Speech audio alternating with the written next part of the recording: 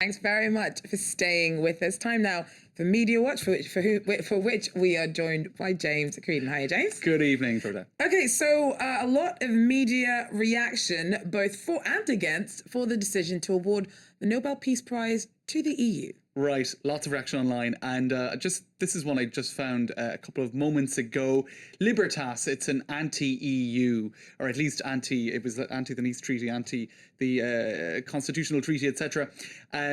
Party in Ireland, and here they have a certificate for every member of the European Union as one of the 500,000 winners of the Nobel Prize. There you go, so a little certificate to celebrate it on a sort of, what would you say, kind of a broader scale. This was a tweet by Channel 4 News, which I think is actually quite interesting because they did a capture of their European Union page on the day that the European Union got the Nobel Peace Prize. And if you look down through it, indeed, it is a lot of doom and gloom on Channel 4's page. Greek police clashing, Spanish government set to unveil more cuts, clashes in Greece, etc. So I suppose a sign of the times and a sign of a lot of bad things going on across Europe as this prize is handed out. Now, I asked people for some reaction on social media as well and on Facebook. And here, Martina Spanjolka said, "We might not have a phone number, but we have a Nobel Peace Prize up yours, Henry." That's a reference to Henry Kissinger when he famously said that the European Union didn't have a phone number.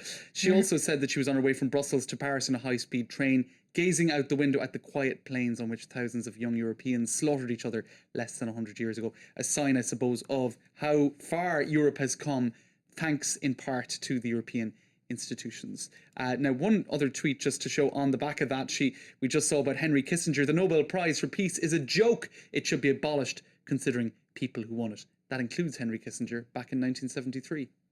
Okay, and what about the prize money? I'm guessing that the EU could probably find a few ways of putting that to use. That's right. There have been a few comments about that, and here's one. "Good. Now throw the prize money down the Greek endless debt pit." So one person saying, while all of this European money is going to bail out certain countries, that prize money is coming in at the same time. Check out this cartoon by Libération, the newspaper Libération, the Nobel Peace Prize for the European Union. And there's a speech bubble with that as well, saying, well, so much for the Nobel for economics. We're not really getting that, are we? Because there's also a Nobel Prize for economics. Two more comments about the actual prize money.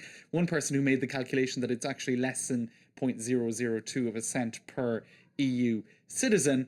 And I quite liked this comment. I wonder if the EU will take the Peace Prize money, quit their job, and just travel Europe for a year to find themselves. I think the EU traveling Europe would be a bit weird. Be an interesting conundrum. Yes. Now, there have also been some comments that expressing consternation over the fact that the prize has been awarded not to a person but to an institution. That's right. This is by Owen Butler, an Irish user of Twitter. "This Nobel Prize award is going right on my CV." Another European citizen who wants to, take the benefit for it.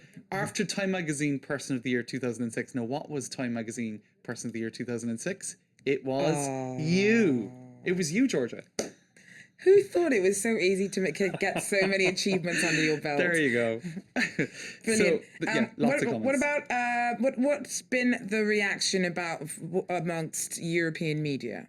All right, well, this is Press Europe's page. Now, they've had a look at some of the European media. For example, Süddeutsche Zeitung, that's the Munich-based German paper.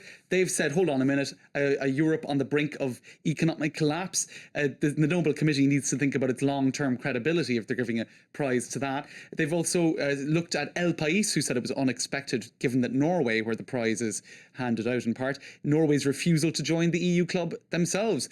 And finally, RTP, that's the Portuguese state broadcaster, they said the prize couldn't come at a better time for governments and leaders and European institutions, so they may think again on how to avoid a collapse of Europe. So good timing for them.